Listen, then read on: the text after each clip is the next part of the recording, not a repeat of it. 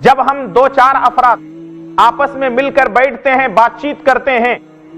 تو کبھی ہم امریکہ کی بات چیت کرتے ہیں، کبھی ہم انگلینڈ کی بات چیت کرتے ہیں، کبھی جاپان کی بات چیت کرتے ہیں، دوسرے تیسرے ممالک کی بات چیت کرتے ہیں، لیکن کبھی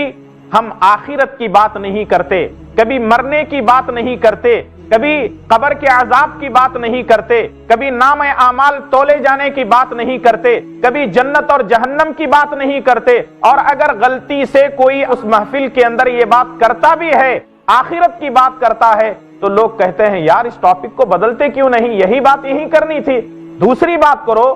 دنیا کی بات کرو۔ تو اس طرح کل ملا کر کے آخرت کی فکر ہمارے ذہن و دماغ سے شیطان نکالتا جا رہا ہے۔